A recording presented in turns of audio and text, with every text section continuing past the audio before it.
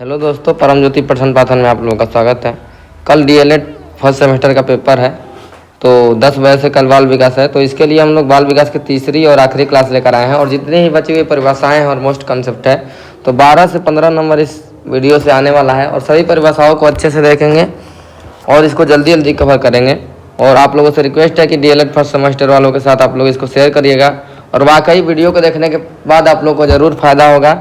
और आप लोग वीडियो कब देखेंगे? जैसे आप लोग खाना वाना बना रहे हैं, जब कोई काम नहीं है तो कान में ईयरफोन लगा के आप लोग उस समय काम करते करते इसको सुन सकते हैं, क्योंकि आप लोग पढ़ लिए रहेंगे तो रिवीजन करने में आसानी रहेगी, क्योंकि अपना समय भी बर्बाद नहीं करना है और इफेक्टिव में पढ़ना है।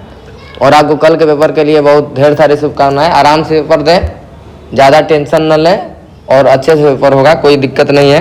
तो आइए अब वीडियो स्टार्ट करते हैं और टॉपिक सबसे पहले स्टार्ट करेंगे परिभाषाओं में स्मरण और विस्मरण। तो इसको हम लोग देखेंगे। अपने से पहले खुद से सोचिए कि स्मरण का मतलब क्या है, आप लोग खुद निकाल लेंगे। स्मरण का मतलब ये होता है कि किसी भी चीज़ को स्मरण करना पुनः से, तो क्या होगा स्मरण।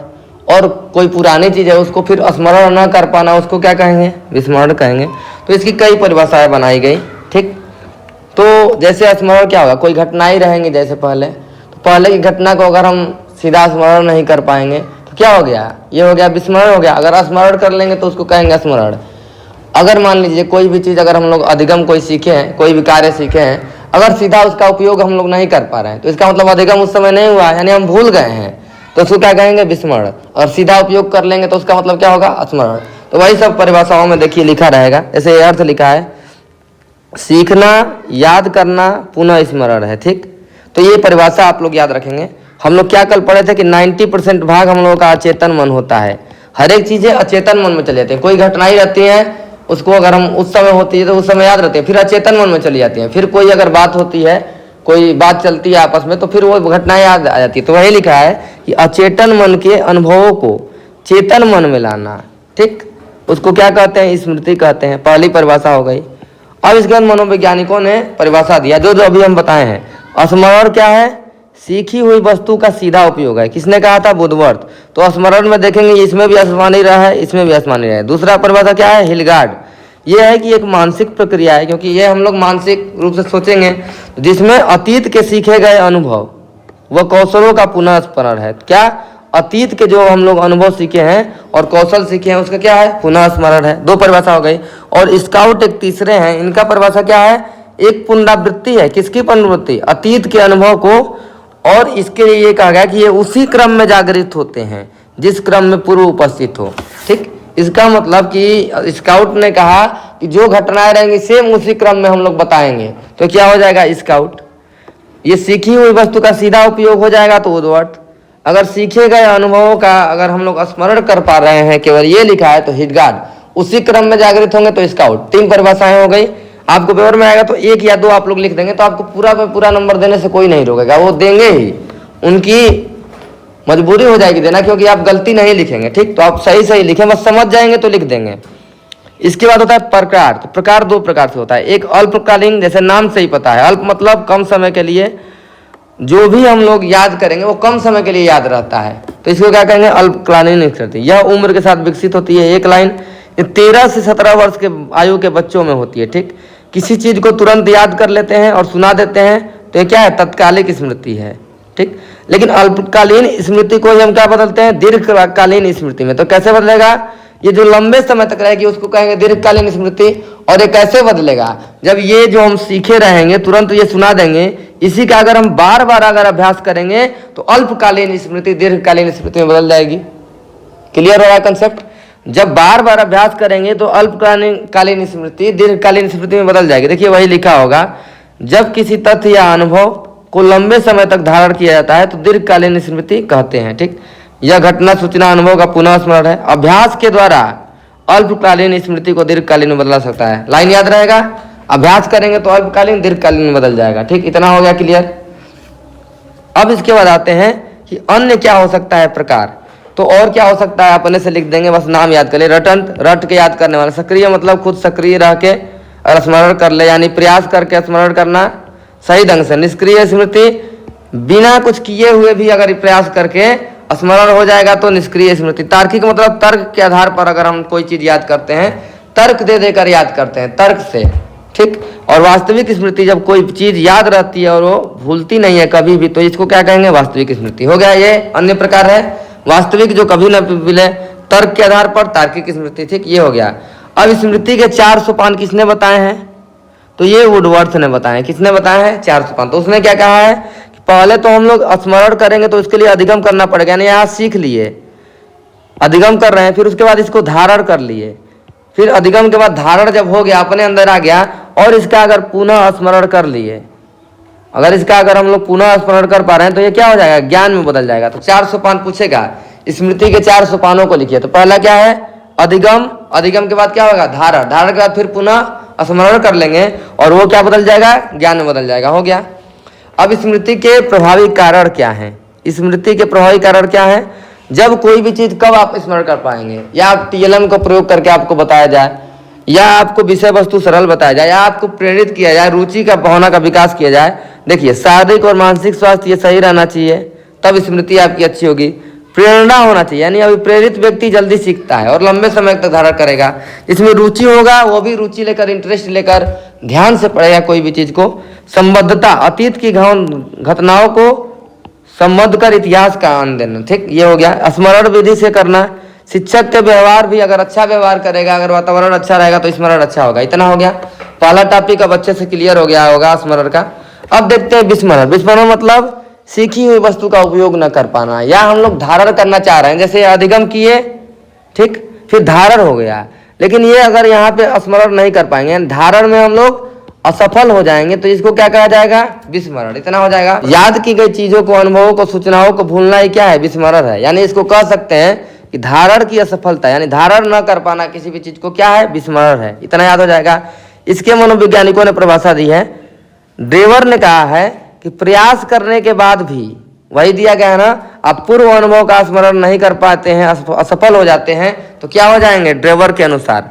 मन क्या किया गया, जो ग्रहण किए हैं तत्वों को धारण नहीं कर पाएंगे, तो ये क्या है, विस्मरण है, ठीक। और ये याद रखेंगे, इनका एक दमन का सिद्धांत है फ्रायड का, तो ये इंपॉर्टेंट है। दमन का सिद्धांत ने क्या कहा है कि जो भी चीजें आपकी वो है दुख देने वाली है, या जिससे आपका तनाव उत्पन्न होता है, मानसिक अवसाद में चले जाते हैं, तो उन चीजों को भुला देना क्या है, अनुभव, स्मृति से निकाल देना ही क्या है, विस्मृति है, ठीक। विस्मृति के क्रिया के द्वारा अपने दुख देने वाले अनुभवों को स्मृति से निकाल देते हैं। अभी सिद्धांत आएगा इसका, मतलब नियम आएगा, तो इसको देखेंगे। तो महत्व क्या है, कटु एवं दुखद बात को भूल जाना बहुत आवश्यक है, तो इसका महत्व है। विस्मरण की तरह जैसे कटु और दुखद बात को हम लोग को भूल जाना ही अच्छा है। चिंता, द्वंद्व, निराशा उत्पन्न करने वाली घटनाओं का विस्मरण होने से नए कार्य की इच्छा होती है, ठीक। यदि भूलने की प्रवृत्ति न हो तो जीना कठिन हो जाएगा, ठीक। स्मृति क्षमता का सीमित होना, इससे व्यक्ति चिंता मुक्त हो जाता है। जैसे अगर हर एक चीज अगर याद रखेंगे तो आदमी चिंता हो जाएगी आदमी को, तो इसीलिए ज्यादा चीज याद भी नहीं करना। तो ये दमन का सिद्धांत महत्वपूर्ण है। दमन के सिद्धांत को क्या लिख देंगे, इसमें महत्व में लिख देंगे विस्मरण का, ठीक। इसके बाद कारण क्या है, इसको 2 भागों में बताया गया, एक सैद्धांतिक कारण और एक है सामान्य कारण। विस्मरण के कारण क्या क्या है, तो ये है सैद्धांतिक कारण। देखेंगे क्या क्या सिद्धांत है, हम लोग विस्मरण क्या करते हैं, बाधा का सिद्धांत, ठीक, और अभ्यास का सिद्धांत। ये अभ्यास का सिद्धांत किसका है, एबिंगहास का, ठीक। और ये बाधा का सिद्धांत क्या है, बाधा का सिद्धांत है अगर कोई भी चीज सीख रहे हैं और उसमें कोई भी बाधा उत्पन्न हो रही है, अगर वातावरण सही नहीं हो तो हम लोग उसको सीख नहीं पाएंगे, विस्मरण हो जाएगा। अभ्यास का सिद्धांत क्या है, ये ठंडाइक का है कि अभ्यास न करने से चीजें भूल जाती हैं, ठीक। अभ्यास का सिद्धांत किसका है, एबिंगहास का। लेकिन ठंडाइक ने क्या कहा है, अभ्यास न करने से चीजें भूल जाती। दमन का सिद्धांत वही फ्रायड का है कि दुखद घटनाओं को हम याद नहीं करना चाहते हैं, अतः चेतन मन से अचेतन मन में चली जाती है। तो दमन का सिद्धांत, 3 सिद्धांत याद करेंगे विस्मरण के, बाधा का सिद्धांत, अभ्यास का सिद्धांत और दमन का सिद्धांत, ठीक। सामान्य कारण क्या हो सकते हैं, ये तो हो गया सैद्धांतिक कारण, 3 सिद्धांत की वजह से अभ्यास नहीं करेंगे तो भूल जाएंगे, ठीक। समय का प्रभाव होता है, सीखने की दोषपूर्ण पद्धति, विषय की मात्रा ज्यादा सरल रहनी चाहिए तभी ना सीखेंगे, नहीं रहेगी सरल, विषय ज्यादा कठिन अगर पढ़ाया जाएगा तो ये भी कारण है। रुचि, ध्यान और प्रेरणा का अभाव रहेगा, मानसिक आघात रहेगा, मादक वस्तुओं का प्रयोग करेंगे, तो ये सब आप लोग खुद लिख लेंगे। स्मरण न करने की इच्छा, इसको आप लोग लिख लेंगे। इसके बाद देखते हैं अगला टॉपिक है ध्यान। ध्यान को क्या कहते हैं, अटेंशन। तो इसको कैसे याद करेंगे, अटेंशन। जैसे भी कहा जाता है कि हम लोग को रोज सुबह सुबह ध्यान लगाना चाहिए, तो उसमें क्या कहा जाता है कि आंख बंद करिए और किसी एक चीज पर केंद्रित करिए, यानी कि इसका मतलब ये है, ध्यान का मतलब कि चेतना का किसी एक बिंदु पर अनायास केंद्रीकरण ही ध्यान है। ठीक, देखिए लिखा भी होगा, ये लिखा है, देखिए सेम लिखा है, चेतना का किसी बिंदु पर अनायास केंद्रित हो जाना ही ध्यान है। ठीक, आप लोगों को अगर ध्यान से कंसेप्ट अगर याद रहेगा तो कभी भूलेगा नहीं। देखिए हमको सब याद है, ठीक, यहाँ पर लिखा भी है लेकिन हम देख के नहीं पढ़ रहे हैं। ठीक, तो चेतना का किसी बिंदु पर अनायास केंद्रीकरण हो जाना, पूरी परिभाषाएं आपको रट जाएंगी, कोई दिक्कत नहीं है। ठीक, और टेट के लिए आप लोग ये फिर वीडियो देख सकते हैं दोबारा, या तो फिर हम लोग इसको बताएंगे बढ़िया से। लेकिन अभी के लिए कल लिखना है तो बस यही है कि अटेंशन का मतलब हम ध्यान लगाते हैं आंख बंद करके, तो उसमें कहा जाता है कि एक दिया को मान लीजिए कि दिया जल रहा है, तो उसको आप लोग देखिए, तो वही सब लिखा है कि एक वस्तु पर अनायास केंद्रीकरण हो जाना। अब इसके लिए कई मनोवैज्ञानिकों ने इसकी परिभाषा दी, क्या दी, रास ने दिया है परिभाषा, अवधान विचार की वस्तु को मस्तिष्क में लाने की प्रक्रिया है। यानी जो भी विचार हम सोच रहे हैं, अगर चाह रहे हैं कि आंख बंद करके अगर हमारे सामने दिया दिखे तो उसको विचार की वस्तु है, उसको हमको क्या लाना है, मस्तिष्क में लाने की सामने की प्रक्रिया। डम्बिल ने क्या कहा है, दूसरी वस्तु की अपेक्षा एक वस्तु पर चेतना का केंद्रीकरण। ठीक, डम्बिल ने क्या कहा है, एक वस्तु पर चेतना का केंद्रीकरण। ये उस समय टेट में आया भी था या किसी परीक्षा में अभी हाल ही में आया था, तो इसको देख लेंगे। अब ध्यान के प्रकार क्या होंगे, एक होगा ऐच्छिक, यानी इच्छा के अनुसार जो ध्यान होगा तो उसको कहेंगे ऐच्छिक, और जो इच्छा की अनुसार नहीं होगा इसको क्या कहेंगे, अनैच्छिक। ठीक, इसमें होता है विचारित अवधान या अविचारित अवधान। ठीक, जिसका हम लोग विचार करते हैं उसके कारण जो अवधान होता है, ध्यान करते हैं, विचार करके ध्यान करते हैं, और एक बिना विचार के ही हमारा ध्यान चला जाता है। जैसे कोई तेज चल रही है गाड़ी तो उसमें अचानक हम लोग का ध्यान चला जाएगा, तो ये सब ध्यान के कारण भी हैं, अभी आगे आएगा। तो ये अनैच्छिक कारण में सहज अवधान, ये जन्मजात होता है। जैसे हम लोग का खेल में ध्यान लगता है, अभी कहा जाएगा पढ़ने के लिए तो आप लोग का ध्यान नहीं लगेगा। और बाध्य अवधान, तो जब कोई भी बाधा होगी तो उसकी ओर अपने आप ध्यान चला जाएगा, ये हो गया। अब इसको फैक्टर क्या अफेक्ट करते हैं, फैक्टर अफेक्टिंग अटेंशन, यानी कि ध्यान को क्या फैक्टर अफेक्ट करते हैं, तो ये वही है, गति। अगर कोई भी चीज़ आपके सामने रहेगी, ज़्यादा गति में चलेगी तो उस पर हमारा ध्यान तुरंत चला जाएगा। और किसी चीज़ में तीव्रता के साथ जलेगी या कुछ भी होगी, किसी चीज़ में नवीनता होगी तब भी ध्यान चला जाएगा। किसी का आकार, अब यहाँ पे 5 एकदम कुछ एक जैसी वस्तु रखी जाए और एक उसमें डिफरेंट रखा जाए, कुछ नयापन हो तो उसकी ओर ध्यान चला जाता है। पुनरावृत्ति अगर होगी बार बार तो ध्यान होगा, फिर विषमता होगी तब भी ध्यान होगा, और रहस्य कोई रहेगा तब भी हमारा ध्यान जाता है। तो ये क्या है, फैक्टर अफेक्टिंग है, तो इसको याद रखेंगे। फिर ये तो बाह्य कारक हो गए। अब आंतरिक कारक क्या है, तो आंतरिक कारक मतलब जो हमारे भीतर होता है। तो एक मूल प्रवृत्तियां हैं, जिज्ञासा की प्रवृत्ति के कारण हम लोग बहुत कुछ जानने को उत्सुक हो जाते हैं। तो अगर हमें आवश्यकता रहेगी, उद्देश्य लक्ष्य की प्राप्ति करना रहेगा तो हमारा ध्यान जाएगा, हम उसकी ओर प्रेरित होंगे। ठीक, आदत रहेगा, संवेग, रुचि, वंशानुक्रम, जिज्ञासा, ये सब आप लोग लिख देंगे इसमें। ठीक, ये सब हो गया। ध्यान केंद्रित करने के उपाय क्या क्या है, शांत वातावरण हो। ठीक, विषय की तैयारी, विषय में बार बार परिवर्तन होना चाहिए, TLM का प्रयोग करना चाहिए तभी हमारा ध्यान जाएगा ना। बहुत सारी विधियों का, नवीन विधियों का प्रयोग करना चाहिए ताकि हमारा ध्यान जाए। बालक की मूल प्रवृत्तियों का ज्ञान हो और प्रोत्साहित किया जाए तब भी हमारा ध्यान जाएगा, ये हो गया ध्यान। इसके बाद अगला टॉपिक है रुचि। रुचि को क्या कहते हैं, इंटरेस्ट कहते हैं इंग्लिश में, और लैटिन वर्ड में क्या लिखते हैं, इंटरेस्ट। इसका मतलब होता है कि इट्स मेक्स ए डिफरेंस, जो कि डिफरेंस करता है किसी भी चीज को। तो अब रुचि क्या है, रुचि कब आता है, हम लोगों ने पीछे पढ़ा है कि हमको जब प्रेरणा प्रोत्साहित किया जाता है तो प्रेरणा मिलती है, और जब प्रेरित होंगे हम तो किसी चीज के प्रति रुचि जागृत होगी, और रुचि जागृत होगी तो अपने हम लक्ष्य के प्रति अग्रसर होंगे, और उस जिस पे रुचि जागृत होगी उसकी ओर ध्यान जाएगा। तो ये सब एक दूसरे से सब रिलेटेड ही है, ध्यान, तर्क, चिंतन, बस थोड़ा थोड़ा अंतर है। तो ये देखिए वही लिखा है, क्रो एंड क्रो की परिभाषा है, ध्यान से देखिए। अभिरुचि वह प्रेरणा शक्ति है जो हमें किसी वस्तु, व्यक्ति, क्रिया की ओर ध्यान देने के लिए प्रेरित करती है। ठीक, प्रेरणा से रुचि आएगी, रुचि से क्या आएगा, ध्यान आएगा। तो ये देखिए क्रो एंड क्रो ने सबको शामिल कर लिया। प्रेरणा शक्ति कहा, फिर कहा कि प्रेरणा शक्ति से क्या आएगा, किसी वस्तु की ओर हमारा ध्यान देने की ओर प्रेरित करती है। तो प्रेरणा का रुचि आएगा, और रुचि क्या करेगी, ध्यान देने के लिए प्रेरित करेगी। ये किसकी परिभाषा है, क्रो एंड क्रो। ड्रेवर ने क्या लिखा है कि अभिरुचि अपने क्रियात्मक रूप में, यानी रुचि अगर किसी चीज के प्रति हो जाएगी और उसका क्रियात्मक रूप अगर हम करेंगे, ठीक, अभी क्रियात्मक रूप में मानसिक संस्कार है। ठीक, और दो वस्तुओं में अगर अंतर कर पाएंगे, ये किसने लिखा था, भाटिया ने लिखा था। और मैकडूवल का एकदम इंपॉर्टेंट है, इसको देखेंगे। रुचि वो क्या कहा गया है, वह दिया हुआ अवधान है जो और ध्यान रुचि का क्रियात्मक रूप है। वही आ गया ना, ध्यान रुचि का क्रियात्मक रूप है, ये हो गया। रुचि मनुष्य की मानसिक संरचना है, जन्मजात और अर्जित दोनों प्रकार की हो सकती है। ठीक, तो जन्मजात रुचियाँ हो सकती हैं, अर्जित रुचियाँ हो सकती हैं। तो व्यवहार, आदतें, ये सब स्वभाव क्या है, ये सब अर्जित रुचियाँ हैं। ठीक, बच्चों में रुचि उत्पन्न करना अधिगम का महत्व। ठीक, बालकों के दृष्टिकोण से परिचित हो, कठिनाई का निवारण कर पाए, ध्यान के लिए खेल खेल में शिक्षण हो, सब दृश्य सामग्री का प्रयोग करो। ये रुचियाँ जागृत करने के प्रकार हैं। टीएलएम का अच्छा प्रयोग करेंगे, सर्वदृश्य सामग्री का प्रयोग करेंगे, कठिनाई का हम लोग निवारण कर पाएंगे, बार बार प्रोत्साहन देंगे, बालक का सबका दृष्टिकोण जानेंगे, किसको क्या अच्छा लगता है, सबको मौका देंगे, सबको समान अवसर प्रदान करेंगे। तो ये सब क्या है, रुचि जागृत करने के प्रकार हैं। ठीक, ध्यान और रुचि का संबंध। ध्यान अभिरुचि पर आधारित है, अभिरुचि ध्यान पर आधारित है, दोनों एक सिक्के के पहलू हैं। ठीक, ध्यान अभिरुचि पर आधारित है, ये लिखा है ना, देखिए ऊपर वाला परिभाषा को प्रयोग करेंगे। रुचि क्या है, दिया हुआ अवधान है। ठीक, रुचि क्या है, ध्यान है। ठीक, दिया हुआ अवधान है। और ध्यान क्या है, रुचि का क्रियात्मक रूप। किसी चीज के पीछे रुचि आएगी और अगर हम लोग उसके प्रति क्रियात्मक रूप करेंगे तो क्या आएगा, ध्यान आएगा। तो रुचि का क्रियात्मक रूप ध्यान है, रुचि दिया हुआ अवधान है, ये हो जाएगा क्लियर। इसके बाद आते हैं प्रेरणा। देखिए ये भी आ गया। प्रेरणा क्या है, मोटिवेशन अंग्रेजी में कहते हैं, लैटिन में इसको मोटम कहते हैं। इसका मतलब होता है इनसाइट ऑफ एक्शन, यानी मूव। ठीक, मूवमेंट होता है जो मानव की क्रिया के लिए उत्तेजित करती है।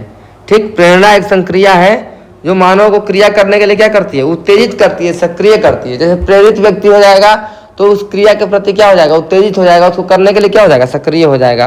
तो फ्रेडसन की परिभाषा है, सीखने का सफल अनुभव अधिक सीखने की प्रेरणा देता है। जैसे कोई भी चीज़ अगर हम लोग सीख रहे हैं, अगर हम लोग उसमें सफल हो जाते हैं तो आपको अब इंटरेस्ट जग जाएगा कि नहीं वो चीज़ सीखना है, तो प्रेरित हो जाएंगे आप। तो ये फ्रेडसन ने लिखा है कि सीखने का सफल अनुभव अधिक सीखने की प्रेरणा देता है। तो ये सब परिभाषाएं हैं। गुड का है कि प्रेरणा कार्य को आरंभ करने, ये बहुत ही इंपॉर्टेंट है। ऐसे हम लोग कोई भी कार्य को आरंभ करते हैं, जारी रखने व नियमित बनाने की प्रक्रिया है। ये भी कई बार आया है परीक्षा में, प्रेरणा कार्य को आरंभ करने, जारी रखने व नियमित बनाने की प्रक्रिया है। ये है लावेल। प्रेरणा एक मानसिक क्रिया है जो आवश्यकता की उपस्थिति में प्रादर्भित होती है, वह ऐसी क्रिया की ओर गतिशील हो जाती है जो इसकी पूर्ति करता है। ठीक है, इसको छोड़ देंगे, दो परिभाषा बहुत है। टाइप ऑफ मोटिवेशन कितना हो सकता है, तो नेचुरल मोटिवेशन होता है। ठीक, तो ये क्या होता है, दैहिक प्रेरणा होता है, खान पान, काम, चेतना, आदत एवं भाव, ये सब है। सामाजिक प्रेरणा स्नेह, प्रेम, भाव, सम्मान, ज्ञान, पद, नेतृत्व। व्यक्तिगत प्रेरणा दृष्टिकोण, रुचि, स्वधर्म। ठीक, ये सब है। कृत्रिम मोटिवेशन में क्या है, दंड और पुरस्कार देंगे, सहयोग की भावना से होगा मोटिवेशन, लक्ष्य की प्राप्ति कर लेगा तब मोटिवेशन होगा, आवश्यकता होगी तब भी हम लोग उसकी ओर मोटिवेशन होते हैं, कोई लक्ष्य होगा।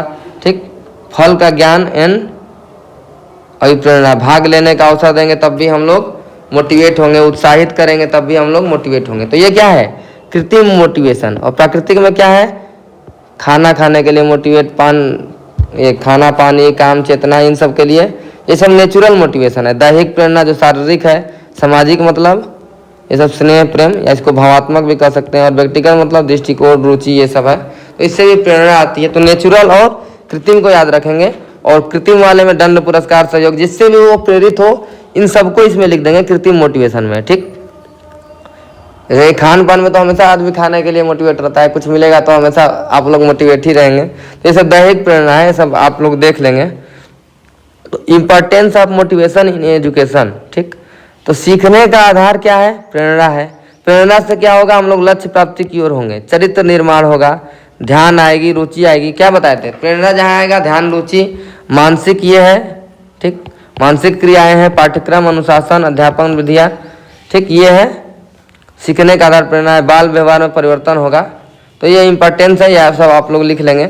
अभिप्रेरण की विधियाँ क्या है, खेल करेंगे तब अभिप्रेरणा होगी, रुचि जागृत करेंगे, सफलता से लक्ष्य निर्धारण होगा तब भी होगा, सामूहिक कार्य में प्रतिद्वंदिता से होगी, प्रशंसा को सुदृढ़ करना यानी पुरस्कार द्वारा प्रेरणा मिलेगी, ध्यान से प्रेरणा मिलेगी, सामाजिक कार्यों में सहभागिता करेंगे तब भी, कक्षा के वातावरण से, ये सब क्या है, प्रेरित करते हैं। जितना भी आप लोगों को याद रहेगा इसको आप लोग एक वो बना लीजिएगा कि ये हमको लिखना है, तो आप लोग लिख पाएंगे।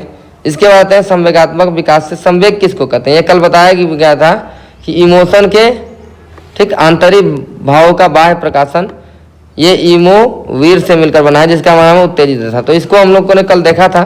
तो ये सब आप लोगों को वो हो जाएगा। ठीक, ये संवेग मतलब किसी को बता देना। बाह्य प्रकाशन विचार का आंतरिक रूप है। भावना रहेगा तो ये क्या है, भावना कहेंगे तो विचार का आंतरिक रूप। मूल प्रकृति विचार से क्रिया जो होते हैं, ठीक, तो उसको क्या कहेंगे, मूल प्रवृत्ति। जैसे भय है तो भय अगर आएगा तो आप लोग पलायन कर जाएंगे, तो ये क्या है, पलायन, मूल प्रवृत्ति है। ठीक, और ये क्या है, संवेग है, बाह्य प्रकाशन है, विचार का आंतरिक रूप का, यानी भावों और विचारों का बाह्य प्रकाशन जो है वो है संवेग। ठीक, अगर आंतरिक रूप में है तो उसको कहेंगे भावना। भावना संवेग में हो जाएगा डिफरेंस।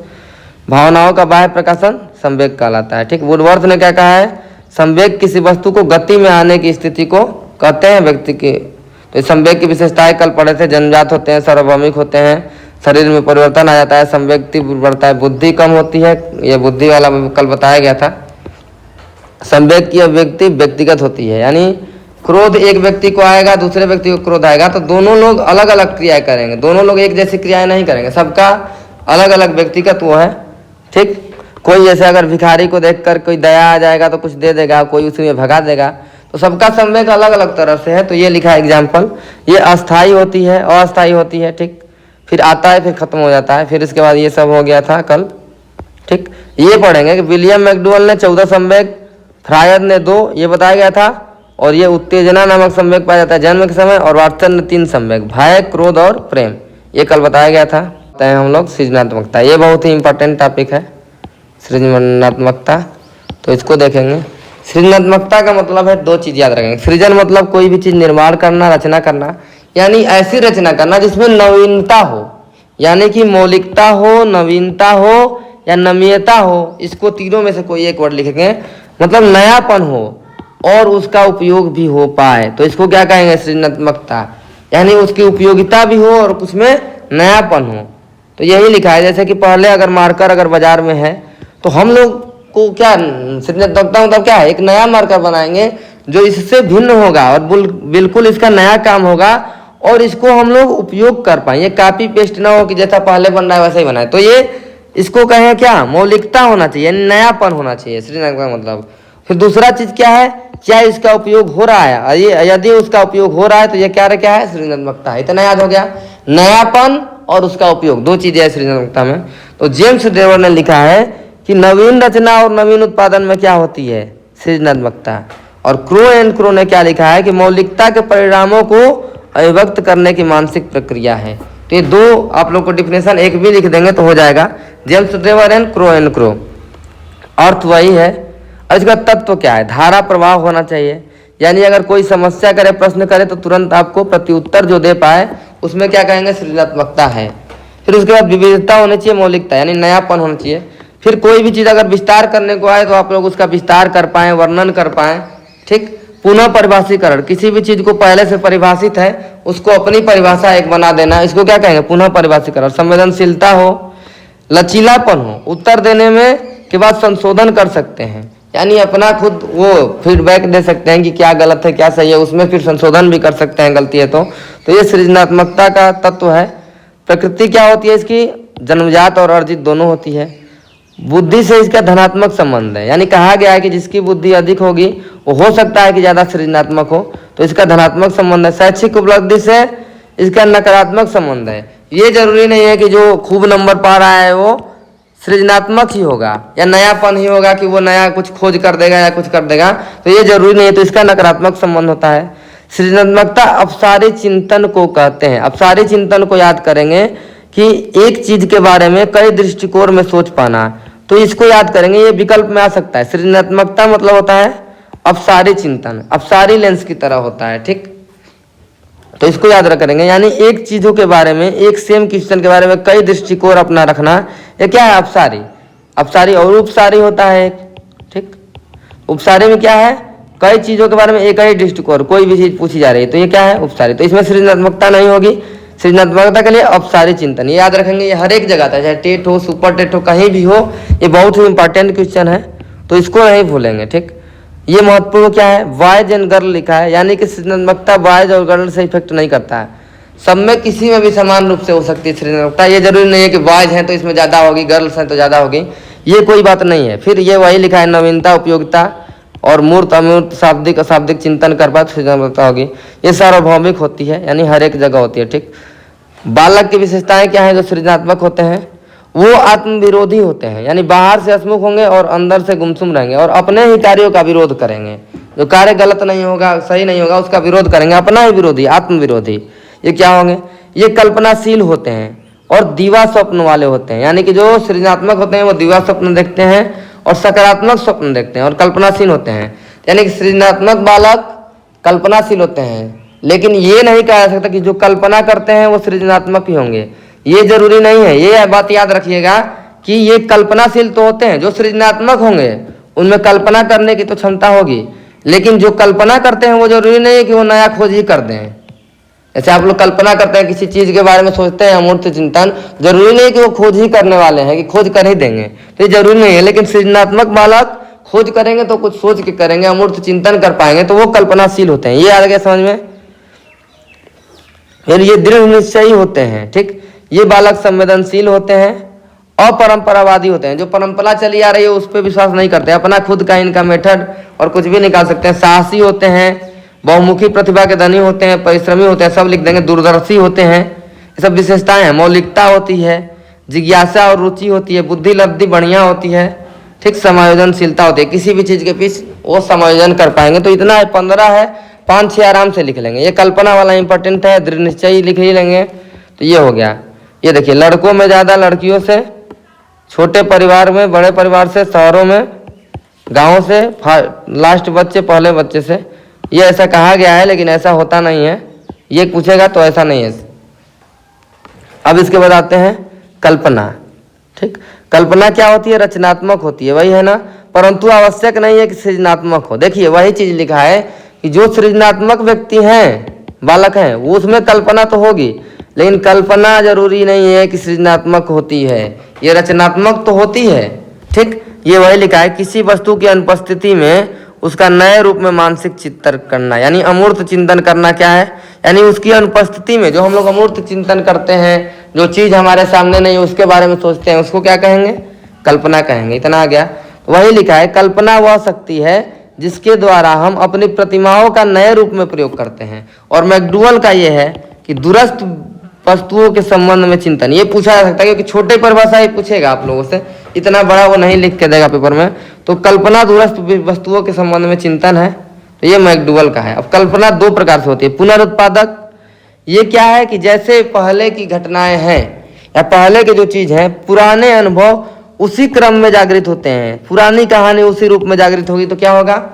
और उत्पादक का मतलब है कि कुछ नया हो, गत अनुभवों को नवीन रूप में प्रस्तुत करना, नवीन क्रम बनाना, यानी कि रचनात्मक हो। भौतिक पदार्थों का निर्माण, भवन निर्माण में इंजीनियर पहले रूपरेखा बनाता है, ये हो गया रचनात्मक। सृजनात्मक मतलब अभौतिक तत्वों का विकास, कहानी, कविता, संगीत, ये सब है। कल्पना विकास के निर्धारक तत्व क्या क्या है? कैसे कर सकते हैं कल्पना विकास? भाषा विज्ञान का विकास करके, कहानी का उपयोग करके कल्पना शक्ति इंक्रीज होगी, कहानी नए शब्द होगा, शब्द भंडार में वृद्धि होगी। कहानी से के साथ कल्पना, कहानी सुनाएंगे और उसको छोड़ देंगे कि इस कहानी को पूरा कीजिए, तो ये क्या है? कहानी में कल्पना का विकास होगा।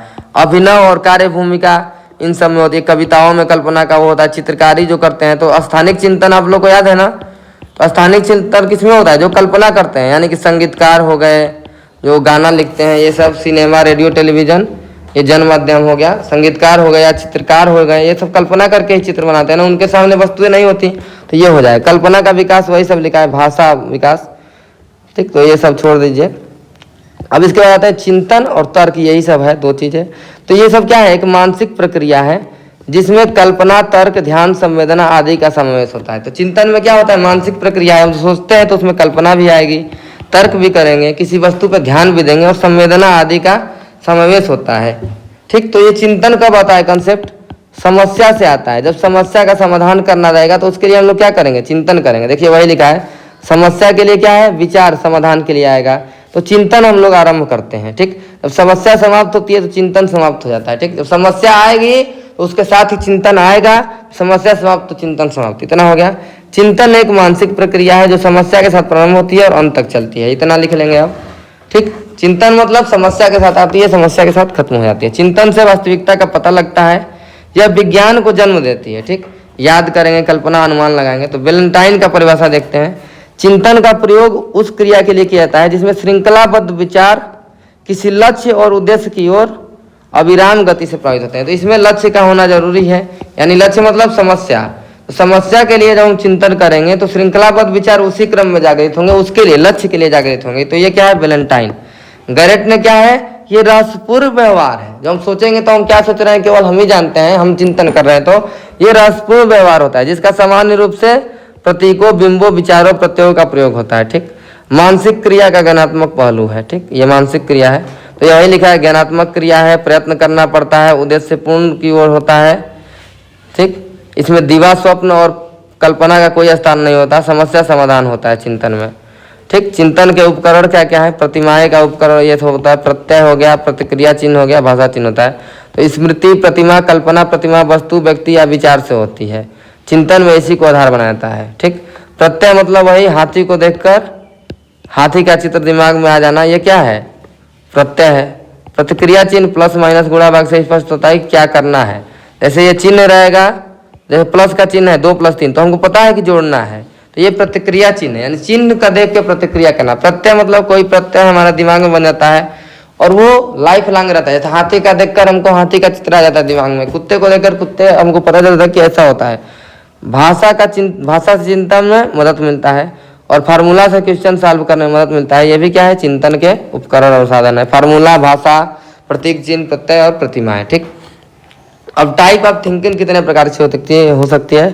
तो यह है प्रत्यक्षात्मक चिंतन, यानी जो आपके सामने प्रत्यक्ष रूप से मौजूद है, जिसको आप छू के देख सकते हैं, भौतिक वस्तुएं, उसके बारे में चिंतन करना है। ठीक, तो इसके लिए क्या करते हैं? प्रत्यक्ष ज्ञान और पूर्व अनुभव होता है, तो इसके बारे में चिंतन करना। जैसे एक बार अगर कोई बच्चा अगर आग से जला हुआ है तो दोबारा आग को वो नहीं छुएगा, तो ये क्या है? प्रत्यक्षात्मक चिंतन हो गया। काल्पनिक चिंतन, उद्दीपक के उपस्थित हुए बिना चिंतन करना, यानी अमूर्त चिंतन भी इसको कह सकते हैं। ठीक, उसके बारे में। प्रत्यात्मक मतलब जिसके पास जितना प्रत्यय का निर्माण होगा दिमाग में, वो उतना ही ज्यादा सोच पाएगा, उतना ही उच्च प्रकार का चिंतन कर पाएगा। जैसे हाथी है आपके दिमाग में है, तो ये प्रत्यय बहुत सारे हैं, तो जितना प्रत्यय जिसके दिमाग में रहेगा उतना ही चिंतन कर पाएगा। ठीक, सबसे उच्च स्तर पर हम लोग क्या करते हैं? समस्या समाधान के लिए तार्किक चिंतन करते हैं। तार्किक चिंतन हो गया। चिंतन का विकास, अनुभव का विकास, भाषा ज्ञान का विकास, ये सब होता है। ध्यान, रुचि का विकास होता है, रटने की आदत दूर होती है, वाद विवाद का अवसर देते हैं तर्क से। ठीक, ये सब है। विधिया क्या है? ज्ञान की गहनता, डीप नॉलेज, भाषा की प्रयोक्ता, तो ये सब छोड़ दीजिए। तर्क की अब परिभाषा देखेंगे, ये लास्ट ही है लग रहा है, अब इसके बाद नहीं होगा कोई भी। तो क्या है? समस्या का समाधान होता है, समाधान की आवश्यकता पड़ती है तो हम लोग चिंतन करते हैं, और चिंतन में हम लोग तार्किक चिंतन करते हैं। ऊपर है ना, तो तार्किक चिंतन का उदय होता है कब? जब समस्या आती है तब। समस्या में क्या है? चिंतन और तर्क 2 परिभाषाएं हैं। तर्क चिंतन का सर्व उत्कृष्ट रूप है, यानी चिंतन का उत्कृष्ट रूप है, यानी विचारात्मक चिंतन होगा। तो तर्क वह प्रक्रिया जिसके द्वारा समस्या को हल करने के लिए वर्तमान परिस्थिति का निरीक्षण करके एक निष्कर्ष निकालने का प्रयत्न किया जाता है। जैसे तर्क में क्या है कि हम लोग कोई समस्या आएगी, उसको हल करने के लिए हम लोग वर्तमान परिस्थिति को देखेंगे और एक निष्कर्ष निकालेंगे। उसमें क्या था? बस केवल सोच रहे थे, जब तक सोचेंगे तो उसको कहेंगे चिंतन। और तर्क का मतलब है कि उसके विषय में अगर निष्कर्ष निकल गया तो ये क्या हो गया? तर्क हो गया। ठीक, तर्क वह प्रक्रिया है जो उपस्थित समस्या के लिए एक हल प्रस्तुत करेगा, यानी हल मिल गया तो उसको कहेंगे तर्क। लेकिन अगर हल नहीं मिला, केवल चिंतन करेंगे, उसके बारे में सोचेंगे, तो क्या कहेंगे? चिंतन हो गया। तो गैरेट ने कहा है कि मन में किसी लक्ष्य या उद्देश्य को रखकर क्रमानुसार चिंतन जब हम करेंगे तो ये क्या है? परिभाषा है। तर्क तथ्यों या सिद्धांतों को स्मृति और वर्तमान निरीक्षण में प्राप्त तत्वों को मिलाया जाता है, फिर उस मिश्रण में परीक्षण से निष्कर्ष निकाला जाता है, फिर वही है। तो अब तर्क के प्रकार वही हो गया, आगमन तर्क हो गया और एक होता है निगमन तर्क। ठीक, आगमन और निगमन तर्क होता है। तो इसमें पूर्व अनुभव और नियम का निरूपण करता है, पूर्व अनुभव द्वारा नियम का निरूपण करता है। तो ये 3 स्तर में होता है। पहले निरीक्षण करेगा, परीक्षण करेगा, फिर सामान्यीकरण करेगा। जब हम निरीक्षण करेंगे, परीक्षण करेंगे तो कारण जान जाएंगे। जैसे बच्चा रो रहा है तो हम लोग निष्कर्ष निकालेंगे कि बच्चा क्यों रो रहा है। तो तर्क के प्रकार में क्या है? एक निष्कर्ष निकालना जरूरी है। तर्क मतलब निष्कर्ष निकालना, चिंतन मतलब केवल चिंतन करना, वो तो हो ही गया। और निगमन तर्क का मतलब क्या है कि पहले कोई सामान्य नियम बना दिया गया है। जैसे बच्चा रो रहा है, छोटा है, तो वो अनुमान लगा लेंगे लोग कि ये भूख के कारण ही रो रहा है। तो ये क्या है, निगमन तर्क है। ये पहले ही सत्यता हो चुकी है कि बच्चा रो रहा है, छोटा है तो भूख के कारण रो रहा होगा। तो ये सब बातें हैं। तो आगमन तर्क और निगमन तर्क को ये करेंगे। और आगमन विधि का उपयोग कहाँ पर किया जाता है, उदाहरण से नियम की ओर, ये कल बताया था, विशिष्ट से सामान्य की ओर। तो ये शिक्षा अधिगम वाले में आएगा। फिर तर्क विकास की विधियाँ क्या होगी, दृढ़ निश्चय होना चाहिए, स्वाभाविकता का विकास होता है, क्रमागत ज्ञान, शुद्ध शक्ति का प्रयोग होता है, ये सब लिख लेंगे। डेवलपमेंट कैसे होगा तर्क का, एक पहले समस्या रहनी चाहिए, ठीक। फिर विषयों का गहन अध्ययन करेंगे, फिर नई नई समस्याएं होंगी, नवीनता का सिद्धांत अपनाएंगे और एक मेथड उसमें से बेस्ट निकालेंगे, एक निष्कर्ष निकालेंगे। और अन्वेषण, नया नया खोज करेंगे, खोज प्रगति का प्रयोग, आगमन विधि का प्रयोग करेंगे, ठीक। यानी कि आगमन मतलब निरीक्षण करेंगे, फिर परीक्षण करेंगे, फिर तब सामान्यीकरण करेंगे। ऊपर दिया गया था निरीक्षण, परीक्षण, सामान्यीकरण। तार्किक चिंतन में बाधक तत्वों का ज्ञान होता है। और एक क्या निकालेंगे, स्टेप्स क्या है, समस्या की उपस्थिति होगी, फिर समस्या की जानकारी करेंगे, एक उपाय खोजेंगे, ठीक। समस्या समाधान के कितने उपाय हैं, सिलेक्शन करेंगे और उसमें से केवल एक का चयन करेंगे जो बेस्ट होगा, ठीक। उपाय का प्रयोग करेंगे और फिर फीडबैक ले लेंगे। तो ये क्या है, स्टेप है। स्टेप आप लोग याद रखेंगे, पहले समस्या की उपस्थिति, फिर उसका जानकारी करेंगे और उसके कई सारे समाधान निकालेंगे और उसमें जो बेस्ट समाधान होगा उसका प्रयोग करेंगे। कुछ बाल मनोविज्ञान की परिभाषाओं को और देख लेते हैं। जैसे व्यवहार का विज्ञान, जेबी वाटसन ने कहा था, व्यवहारवाद के जनक भी हैं। क्रो ने 20वीं सदी को बालकों का काल कहा है। इसके अलावा इन्होंने बाल मनोविज्ञान की परिभाषा दी है कि बालक के व्यवहार का अध्ययन और गर्भावस्था से किशोरावस्था तक जो करेगा, इन्होंने क्रो ने कहा है। और जन्म से परिपक्वता अवस्था तक जेम्स डेवर, जन्म से जेम्स डेवर और गर्भावस्था से जो करेंगे ये क्रो, ठीक। इसका हो गया। स्किनर ने कहा है कि बालक के व्यवहार एवं अनुभव का विज्ञान है। व्यवहार और अनुभव का विज्ञान किसने कहा है, स्किनर ने कहा है। सिगमंड फ्रायड ने क्या कहा है, अचेतन मन का अध्ययन करने वाला विज्ञान। तो अचेतन मन, चेतन मन तीनों किसने बनाया था, तो ये अचेतन मन, अचेतन मन और चेतन मन तीनों ये फ्रायड ने बताया था। तो अचेतन मन का अध्ययन करने वाला विज्ञान है।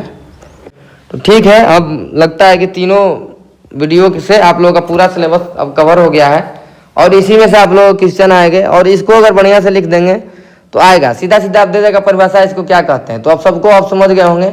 अब परिभाषा से आप लोग तुरंत आंसर निकाल देंगे, ठीक। वो सीधा सीधा लिख के देगा कि इसको क्या कहते हैं, ठीक। कहेगा सीखने की सफलता को क्या कहते हैं, तो विस्मरण, ठीक। तो ये सब है। तो ठीक है, धन्यवाद। और आपको ये पार्ट अच्छा लगा हो तो लोगों के साथ शेयर जरूर करें और हमारे चैनल को सब्सक्राइब करें, ठीक है। धन्यवाद, आपका दिन शुभ हो।